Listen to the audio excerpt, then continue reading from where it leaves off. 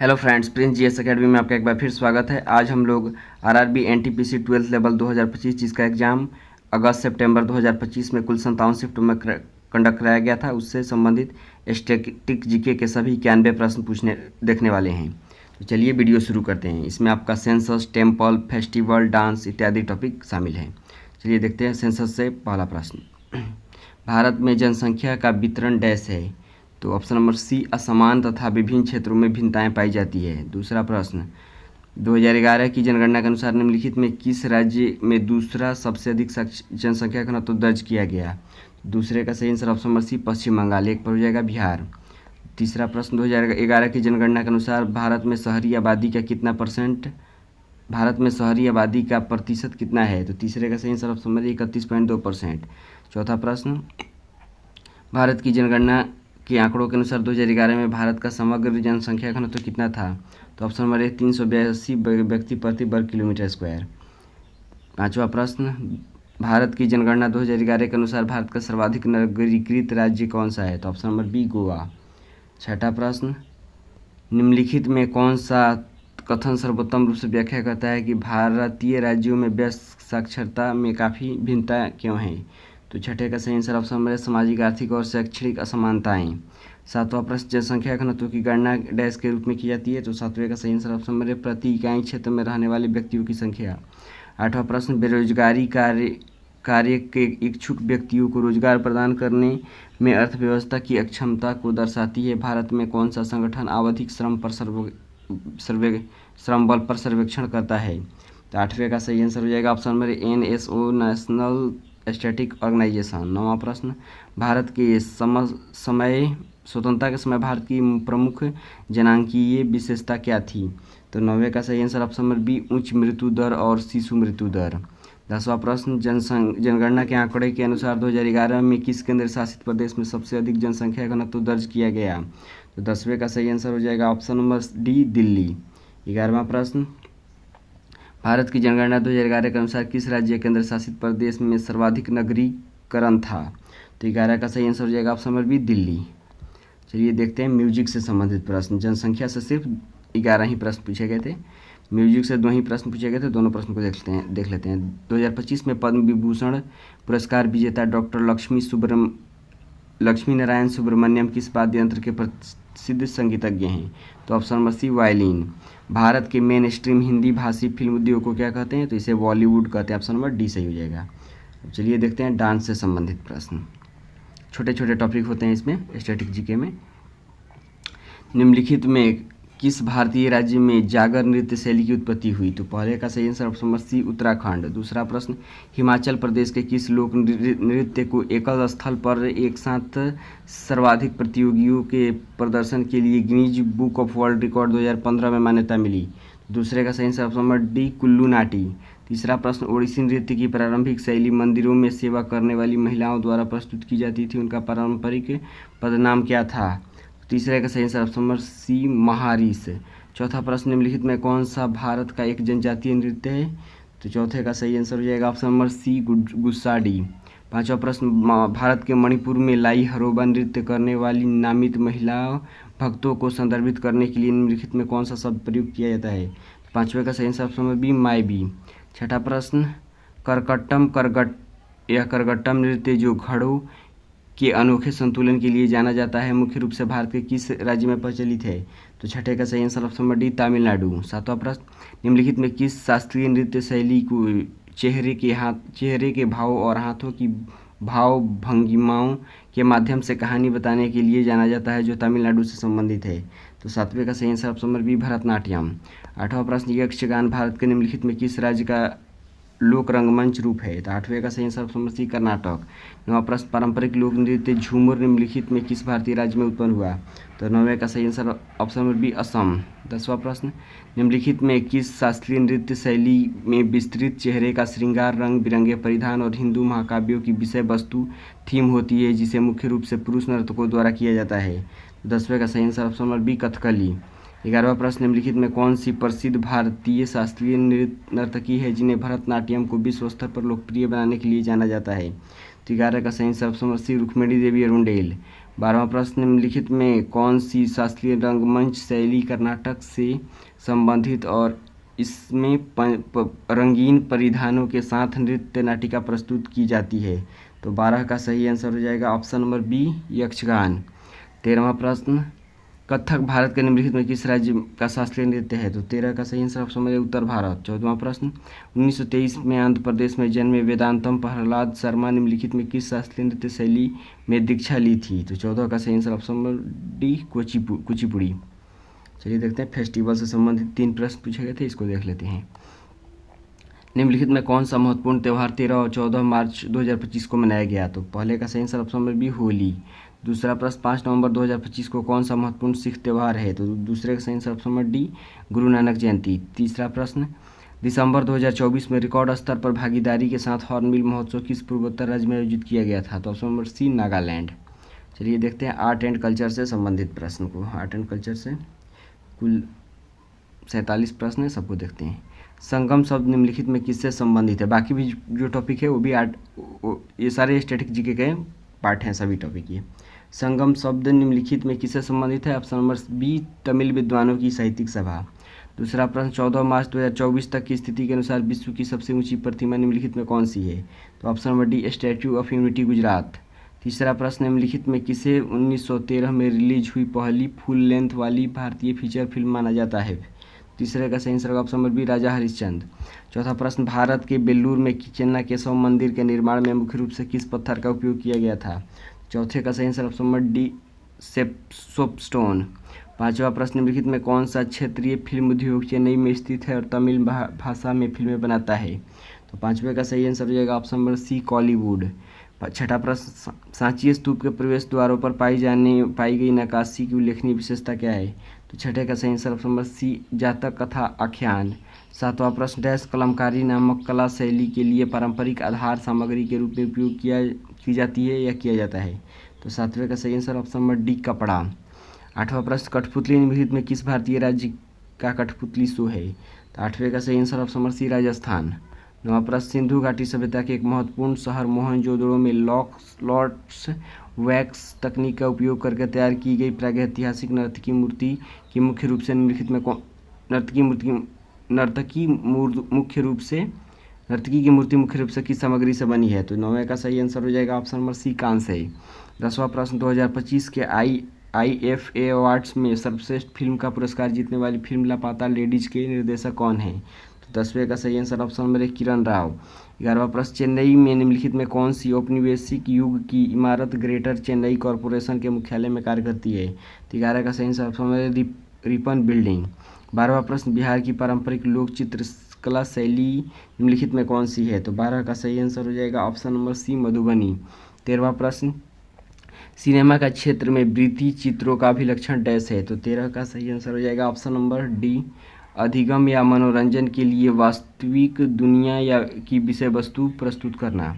14वां प्रश्न, छत्रपति शिवाजी टर्मिनस निम्नलिखित में किस प्रकार की वास्तुकला शैली का प्रमुख उदाहरण है? तो 14 का सही answer option number B, Indo Saracenic. 15वां प्रश्न, फड़ चित्रकला की लोकप्रिय कला पारंपरिक रूप से निम्नलिखित में किस भारतीय राज्य से संबंधित है? तो 15 का सही answer option number C, Rajasthan. 16वां प्रश्न, निम्नलिखित में किस ग्रंथ को सबसे प्राचीन तमिल व्याकरण की कृति माना जाता है? तो 16 का सही answer option number B, Tolkappiyam. 17वां प्रश्न, निम्नलिखित में कौन सी स्थापत्य शैली मुख्य रूप से मुंबई स्थित गेटवे ऑफ इंडिया से संबंधित है? तो 17 का सही answer option number B, Indo Saracenic. 18वां प्रश्न, संस्कृत भाषा का प्रयोग मुख्यतः निम्नलिखित में किसकी रचना के लिए किया जाता है? तो 18 का सही आंसर होगा ऑप्शन नंबर बी, प्राचीन धार्मिक ग्रंथ और महाकाव्य। 19वां प्रश्न, निम्नलिखित में कौन सी भाषा गिरीश कर्नाड के साहित्य योगदान से सबसे अधिक जुड़ी हुई है, जिसका उदाहरण प्रशंसित नाटक तुगलक है? तो 19 का सही आंसर हो जाएगा ऑप्शन बी, कन्नड़। 20वां प्रश्न, मुंबई भारत में 1987 में बनकर तैयार हुई छत्रपति शिवाजी टर्मिनस इमारत किस वास्तुकला शैली की विशेषता है? तो 20 का सही answer option number D, Victorian Gothic. 21वां प्रश्न, वारली चित्रकला की विशिष्ट विशेषता क्या है? तो 21 का सही आंसर ऑप्शन नंबर बी, ज्यामितीय पैटर्न और सफेद वर्णक। अगला प्रश्न देखते हैं, 22वां प्रश्न, शास्त्रीय भारतीय नाटक की प्रमुख विशेषता क्या है? तो 22 का सही आंसर हो जाएगा ऑप्शन नंबर डी, रसों का समावेश।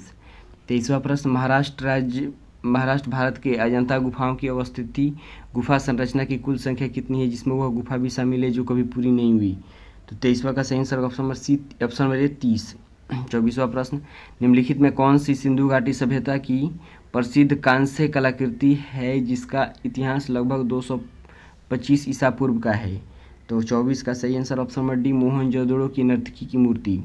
25वां प्रश्न, तमिल प्रारंभिक तमिल साहित्य में उल्लेखनीय कृति मणिमेगलाई को किस प्रकार की साहित्यिक रचना के रूप में वर्गीकृत किया गया है। तो 26 का सही आंसर ऑप्शन नंबर 25 का सही आंसर ऑप्शन नंबर बी, महाकाव्य।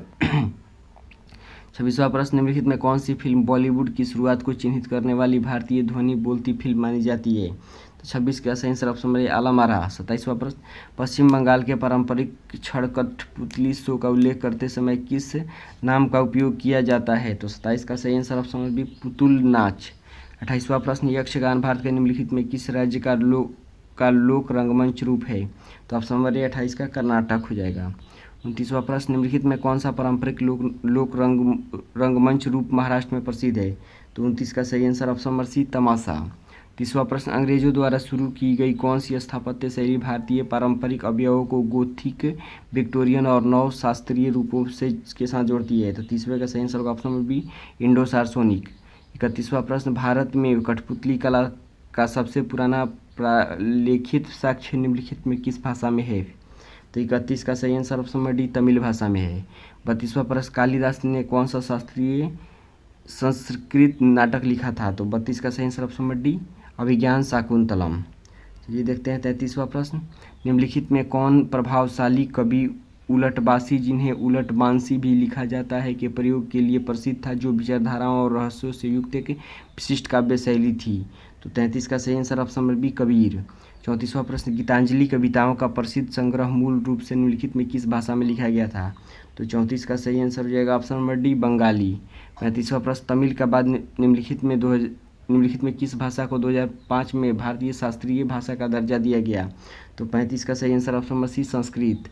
36वां प्रश्न, भारतीय सिनेमा का कौन सा प्रकार व्यावसायिक मुख्यधारा फिल्मों को संदर्भित करता है, जो मुख्य रूप से हिंदी में निर्मित होता है तथा अपनी गीतों, नाटक और दृश्य विधान के लिए जानी जाती है। तो 36 का सही answer option number C, Bollywood. 37वां प्रश्न, चार वेदों में कौन सा वेद पारंपरिक रूप से गंधर्व वेद के नाम से जाने जाने वाले उपवेद के साथ जोड़ा जाता है। तो 37 का सही answer option number B, Samaveda. Samaveda को संगीत का जनक कहा जाता है। 38वां प्रश्न, तिरुवनंतपुरम केरल भारत में स्थित कुटियाट्टम केंद्र की देखरेख निम्नलिखित में कौन सा संगठन करता है। तो 38 का सही आंसर ऑप्शन नंबर ए, संस्कृति मंत्रालय।